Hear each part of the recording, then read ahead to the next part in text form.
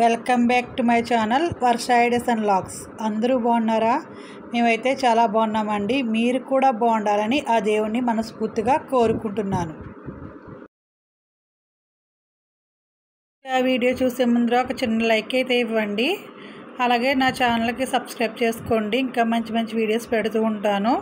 మీకు తెలియని విషయాలన్నీ కూడా మీకు వస్తూ ఉంటాయి. నన్ను సపోర్ట్ చేస్తారని అనుకుంటున్నాను. ఇంకా వీడియోస్లోకి వెళ్ళే ముందర ఒక అంశం ఏంటంటే వాళ్ళన్నీ కూడా ధర్మ సందేహాలు చెప్తున్నానండి. శ్రద్ధగా వినండి. ఇంకా వెళ్ళిపోతాం ఆలస్యం చేయకుండా.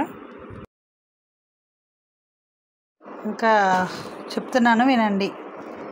పూర్వీకులు చెప్పిన ఆరోగ్యకరమైన జీవనశైలికి మార్గదర్శకాలు.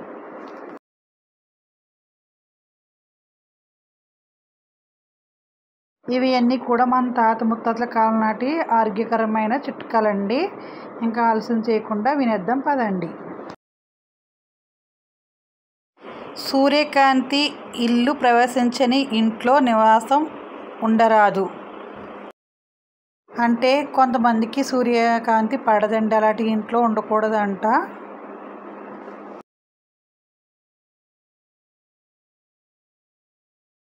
మారేడు పుల్లతో పళ్ళు తోముకుంటే ఆయుష్ క్రమంగా పెరుగుతుంది.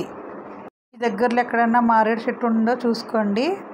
అది డైలీ పళ్ళు తోముకుంటేనంట ఆయుష్ పెరుగుతుందంట. మన పూర్వీకులు కూడా అలా చేసేవారట. అదే మీకు చెప్తున్నారనమాట. ఇప్పుడు రోజుకు 15 గుంజీలు తీయడం ద్వారా మోకాలు నొప్పులు లేకుండా 100 ఏళ్ళ వరకు ఆరోగ్యంగా జీవించవచ్చంట.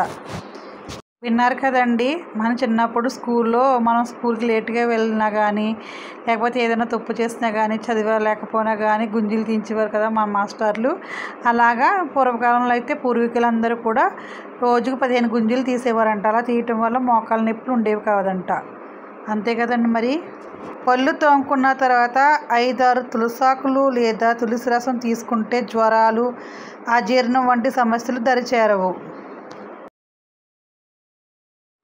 నువ్వుల నూనె శరీరంలో ప్రతి అవయవానికి వేగంగా చేరే పోషణం అందించే అత్యుత్తమ నూనె. ఈ నువ్వుల నూనె పేరు ఇంకొకటైతే గానుగ నూనె అని కూడా అంటారండి. గానుగ నుంచి తీస్తారనమాట.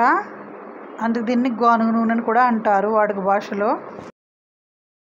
వేడి అన్నం లేదా కాఫీ, టీలు తీసుకున్న వెంటనే చల్ల నీళ్ళు తాగరాదు. ఇది జీర్ణక్రియకు హానికరం, సమస్యలు కలిగించవచ్చు. వేడివేడి అన్నం తింటాం కదండి. తిన్న తర్వాత కాఫీ, టీ తీసుకున్న వెంటనే చల్లని నీళ్ళు తాగరాదంటండి. అది జీర్ణక్రియకు దెబ్బతినే అవకాశం ఉందన్నమాట. జీర్ణ వ్యవస్థ దెబ్బతింటుంది అనమాట. అందుకు సమస్యలు వస్తాయని మన పెద్దలు చెప్తున్నారన్నమాట. అలాగే నిద్రపోతున్నప్పుడు ఖాళీ కూర్చి గదిలో ఉండకూడదంట. అర్థమైంది కదండి. రాత్రి నిద్రపోయే సమయంలో మీ గదిలో ఖాళీ కుర్చీని ఎప్పుడు ఉంచవద్దు. ఎందుకంటే ఖాళీ కుర్చీ ఎప్పుడు పూర్తిగా ఖాళీగా ఉండదు.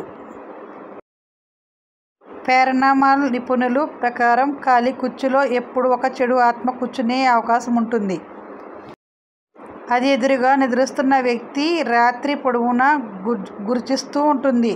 అంటే ఎప్పుడు మీద అవయిద్దాం అన్నట్లుగా చూస్తూ ఉంటుందంట ఆత్మ. ఖాళీ కుర్చీ ఇంట్లోకి పెట్టుకుంటే కనుక.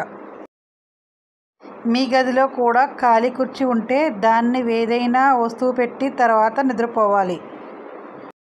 ఖాళీ కుర్చీ ఉందనుకోండి, మీరు కూర్చోలేకపోతే నైట్ టైం పడుకుంటారు కాబట్టి ఏ టవల్ అన్నా ఆరేయటం, లేదంటే ఏ బట్టలన్నా పట్టుకొచ్చి దాంట్లో వేయటం వల్ల ఖాళీ కుర్చీ అనేది ఉండదు. అలా ఖాళీ కుర్చీ ఉండడం వల్ల ఏమంటే చెడు ఆత్మలు అన్నీ వచ్చి కూర్చుంటాయంట. అదే మన పెద్దలందరూ చెప్తున్నారు. పూర్వకాలంలో జరిగినవన్నీ కూడా ఇవన్నీ. ఆహ్వానం లేని చోటుకు వెళ్ళరాదు. ఖాళీగా కూర్చుని కాలోపరాదు. వాకిట్ల నుంచి తల దువ్వరాదు. చాలామంది బయట నుంచోబెట్టి పిల్లలకి తల దువ్వుతారండి. అది అలా దువ్వకూడదంట. అది ఇందులో పురాతన కాలంలో చెప్పారన్నమాట ఇవన్నీ కూడా. భర్త వద్దన్న పని తలపెట్టరాదు. ధనికులను చూసి ఈర్ష్యపడరాదు. ఏంటి మనకంట కొంతమంది సంపాదించుకున్న వారు ఉంటారు కదండి, వాళ్ళని చూసి మనం ఆశ్చర్యపడకూడదని అర్థం అన్నమాట. అలా చేయకూడదని మన పూర్వీకులు చెప్తున్నారు. ఏడుస్తూ భోజనం చేయొద్దు. దీపం నీడలో కూర్చోరాదు. ఆడపిల్ల వీధి ఓడలందు తిరగరాదు. అలా తిరగడం వల్ల మొగరాయుడు అని అంటారన్నమాట. అన్నదమ్ములను పుట్టింటి వారిని అగౌరవపరచకూడదు. నట్టింట్లో కూర్చుని ఏడవరాదు. ఇప్పుడైతే మీకు మన దీపవర్ణన గురించి కొన్ని లిరిక్స్ అయితే వినిపించబోతున్నానండి. అవి అయితే నూతన గృహాలు కట్టుకున్న వాళ్ళు అయితే 9 సార్లు ఇది మన దీపవర్ణన చేస్తే చాలా మంచిదండి. అలాగే ఏ కార్యక్రమాలైనా కూడా పాడుకోవచ్చు. పెళ్ళి, పేరంటకం, దేనికైనా సరే మన దీపవర్ణన పాడుకుంటే చాలండి, మనకంతా మంచి జరుగుతుంది. ఇప్పుడు కొన్ని వినిపిస్తున్నాను, వినండి. మహాశక్తి మణి దీప నివాసిని, ముల్లోకాలకు మూల ప్రకాశిని, మణి దీపంలో మంత్రరూపిణి, మన మనసులలో కొలువైయుంది. సుగంధ పుష్పాలెన్నో వేలు, అనంత సుందర సువర్ణ పూలు, అచంచలంబగు మనోసుఖాలు, మణిద్వీపానికి మహానిధులు. మహాశక్తి మణి దీప నివాసిని, ముల్లోకాలకు మూల ప్రకాశిని, మణిద్వీపంలో మంత్రరూపిణి, మన మనసులలో కొలువై ఉంది.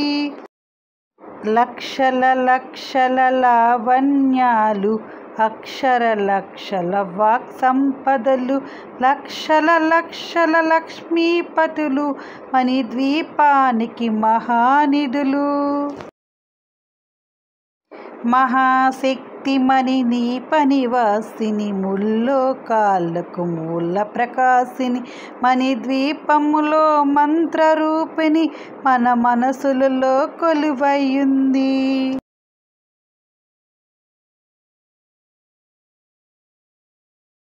పారిజాతవన సొంగంధాలు, సురాదినాదులు సత్సంగాలు, గాంధర్వాదులు గాన స్వరాలు, మణిద్వీపానికి మహానిధులు. మహాశక్తి మణి ద్వీప నివాసిని, ముల్లోకాలకు మూల ప్రకాశిని, దీపంలో మంత్రరూపిణి, మన మనసుల్లో కొలువైయుంది.